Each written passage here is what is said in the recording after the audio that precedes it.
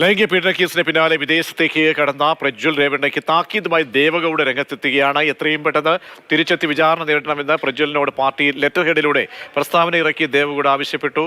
തന്റെ ക്ഷമ പരീക്ഷിക്കരുത്, തിരിച്ച് വരണമെന്നും ദേവഗൌഡ ആവശ്യപ്പെടുകയാണ്. കെ ശ്രീധരൻ നൽകും വിവരങ്ങൾ. ശ്രീധരൻ, മുത്തശ്ശന് തന്നെ ഇടപെടേണ്ടി വരുന്നു. പാർട്ടിയുടെ ഔദ്യോഗിക ലെറ്റർ പാഡിലൂടെയുള്ള ഒരു അന്ത്യശാസനം കൂടി നൽകുകയാണ്. അതേസമയം തന്നെ പ്രജ്വലിനെ തേടി ഉള്ള മറ്റ് നീക്കങ്ങൾ പുരോഗമിക്കുന്ന ഒരു ഘട്ടത്തിലാണ് ഇപ്പോൾ ഇങ്ങനെ ഒരു ഇടപെടൽ വരുന്നത്. അതിലെ വാചകങ്ങൾ എങ്ങനെയൊക്കെയാണ്, താക്കീത് എങ്ങനെയാണ്? പ്രതീക്ഷിത് രൂക്ഷമായ ഭാഷയിലാണ് എച്ച്.ഡി. ദേവഗൌഡയുടെ പ്രതികരണം വന്നിരിക്കുന്നത്. അതായത് അദ്ദേഹം പറയുന്നു, എന്റെ ക്ഷമ പരീക്ഷിക്കരുത്, തിരിച്ചു വരണം. അതായത് ഇന്നേക്ക് ഏതാണ്ട് ഒരു മാസത്തോളമായി പ്രജ്വൽ രേവണ്ണ വിദേശത്ത് കഴിയുകയാണ്. ഈ പ്രജ്വൽ രേവണ്ണയുടെ ഈ ലൈംഗിക പീഡന കേസ് പാർട്ടിയെ വല്ലാതെ പ്രതിരോധത്തിലാക്കിയിട്ടുണ്ട്.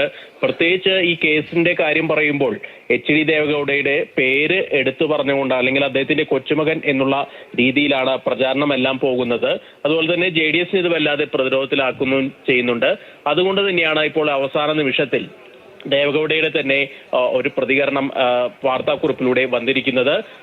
നിയമത്തിന്റെ വഴിക്ക് പോകണം, അതിനെ അനുസരിക്കണം, എത്രയും പെട്ടെന്ന് തിരിച്ചെത്തി നിയമ നടപടികൾ നേരിടണം, അല്ലെങ്കിൽ വിചാരണ നേരിടണമെന്നാണ് ദേവഗൌഡ ആവശ്യപ്പെടുന്നത്.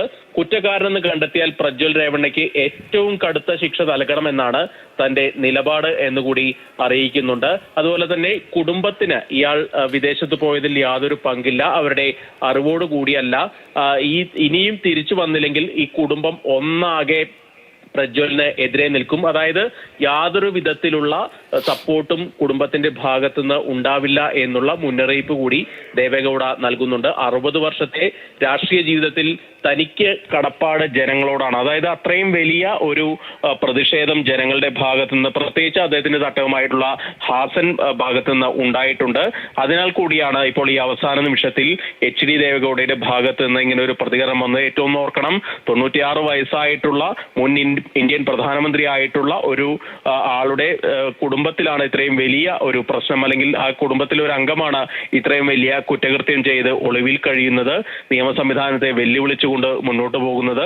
അതിനാൽ തന്നെയാണ് ഇപ്പോൾ പാർട്ടി അദ്ദേഹത്തിനൊപ്പമില്ല, കുടുംബം അദ്ദേഹത്തിനൊപ്പമില്ല എന്നുള്ളൊരു സന്ദേശം കൂടിയാണ് എച്ച്.ഡി. ദേവഗൌഡ നൽകുന്നത്. മറ്റൊരു കാര്യം, ഈ പ്രജ്വൽ രേവണ്ണയുടെ നയതന്ത്ര പാസ്പോർട്ട് റദ്ദാക്കണമെന്നാവശ്യപ്പെട്ടുകൊണ്ട് കർണാടക സർക്കാർ ഇന്ന് കേന്ദ്ര വിദേശകാര്യ മന്ത്രാലയത്തിന് ഒരു കത്ത് അയച്ചിരുന്നു.